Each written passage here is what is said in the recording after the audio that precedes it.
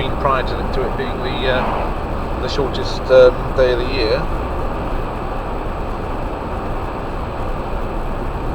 Which is... Oh, we've got some proper agriculture going over there with apples. We've got apples down there, could be pears, but probably apples down there. All nicely done. You've got birch. Birch have been placed there in regular. That might be thought of as a windbreak.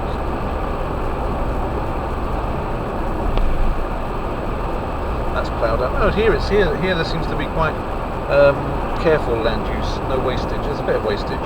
Some more wasted land over there. But most of the land is actually being used. Oh, nice windmill ahead. Can you see it there with the sails on?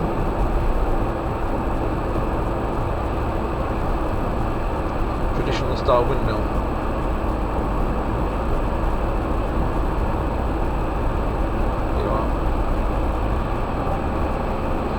From grey stones.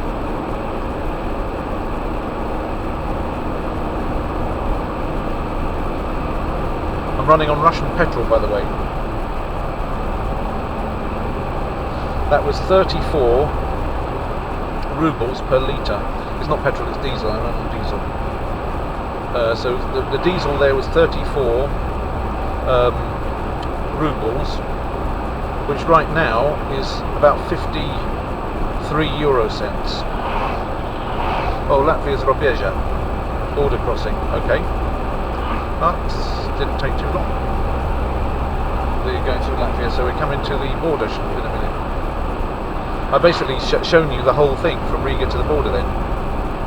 This is of interest.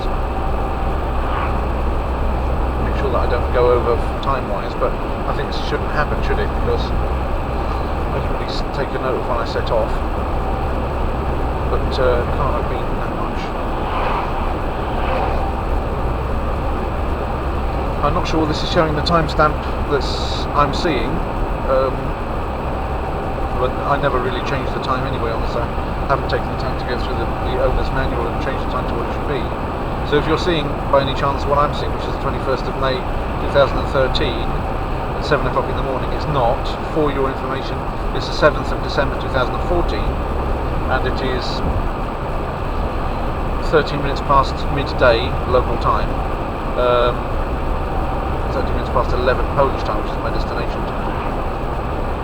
So still hopefully about 4 hours of light to go, or 5. So this is the time of day when obviously the sun's highest in the sky. It's not particularly good light, but then we are quite far north when we're talking about Latvia, and all the time I'm going southeast. You might say, why are you going southeast? You should be going, if you're going a line from Riga to Warsaw, you should be going southwest. True. However, to do so, you'd have to go through Kaliningrad district of Russia, which is the enclave. If you draw a straight line between Riga and Warsaw, you'd have to go through Kaliningrad enclave. Now, I've got what's necessary to do that, i.e. a Russian visa, but I think it's going to be a lot of messing about on borders again, and I can do without that. If I do Kaliningrad one time, I'll do it as a special trip. I've wanted to do Kaliningrad. Maybe that's one thing I should try to do when I've still got this visa, which I've got for now a year and a half. Yeah, I don't see why I should be able to go into Kaliningrad on this. I was intending to for one time, then they talked me out of it, saying it wasn't worth going. And I wish I had gone, because the people that did go completely messed up the kind of relationship. And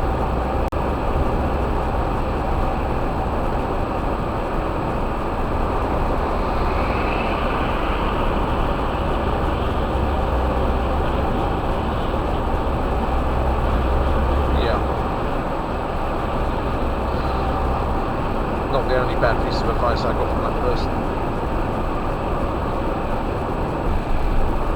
But I can't talk about that.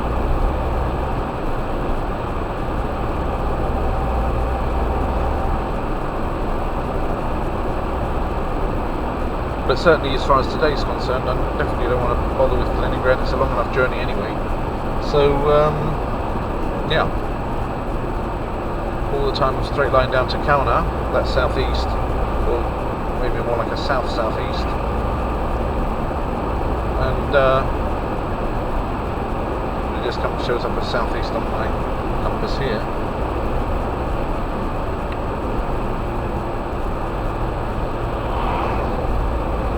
And yeah.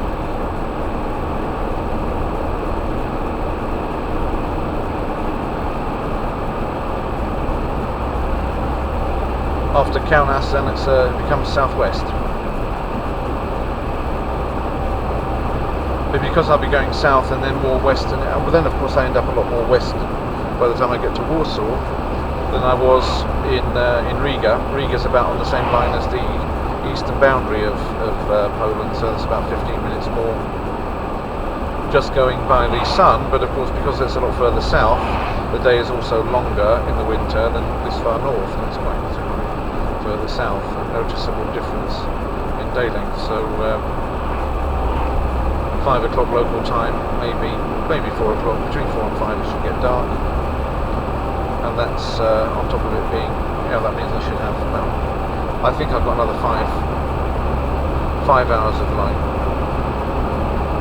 And it tells me that I've got 577 kilometres home, that I should expect to be there in 7 hours and 42 minutes from here. Is an old map. I don't know if it's taking account of the fact that there's a border. If so, it will be better than that, because there isn't really any border. The road is wonderful, isn't it? I really quite like this. It's nice and smooth.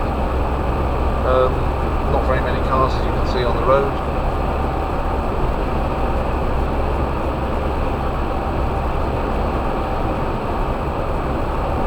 And soon, presumably, we'll be in Lithuania.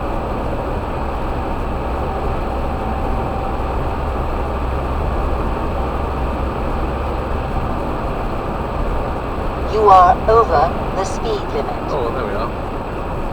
That looks like something that used to be a border, doesn't it? You're over the speed limit because they're expecting you to slow right down for the border. There it is. Border control point. Robiez.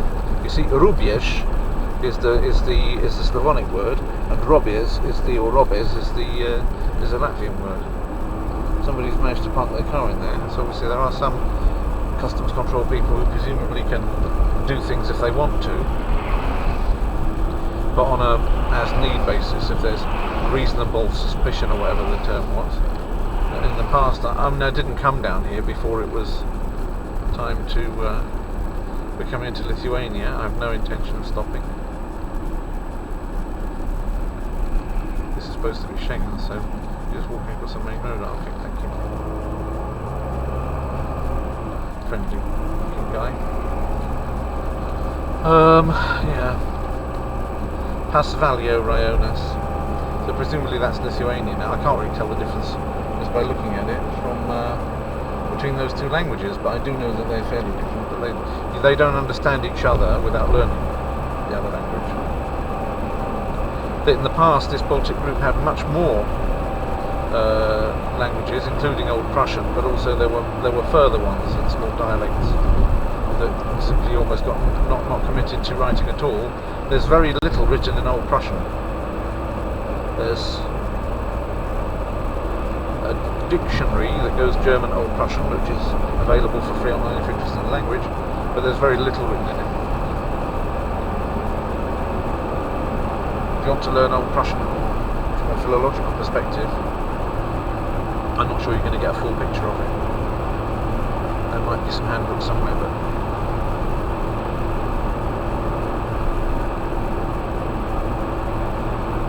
and there isn't any recordings because it went extinct before there was any chance of recording it.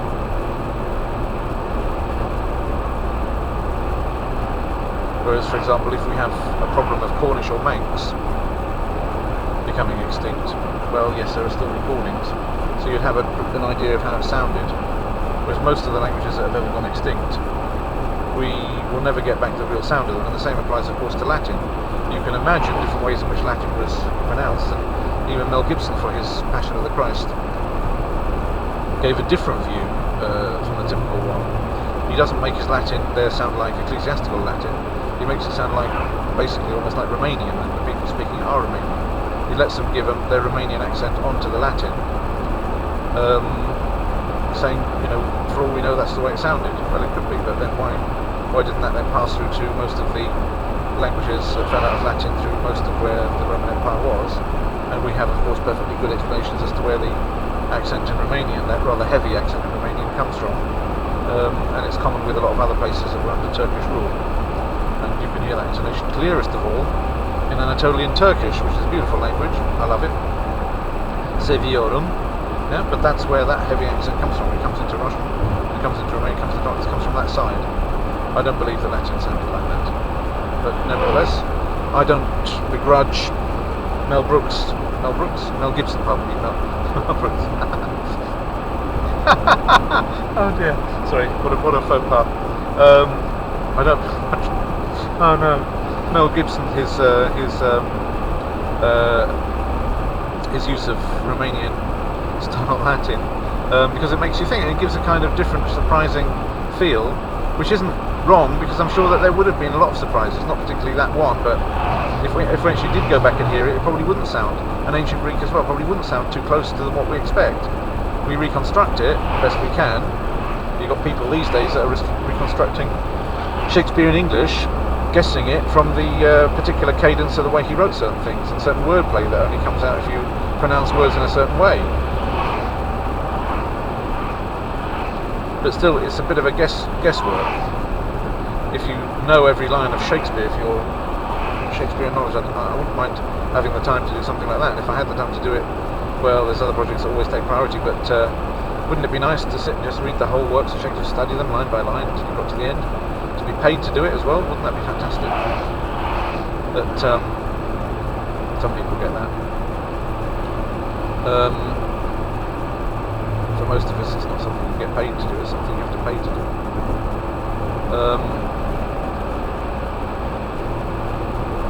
But maybe if you knew your Shakespeare well enough, you know, you could quote verbatim swathes of every play, then you would perhaps get an idea in the end, if you thought about every single line of it, the way some people think about the Bible.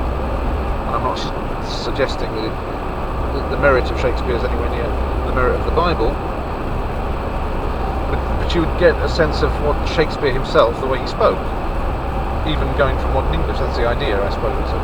But you can't. But if you actually went back and heard it, you would still get some surprises, no matter how carefully you did it. You can't even really. Somebody like Charles Haddon Spurgeon,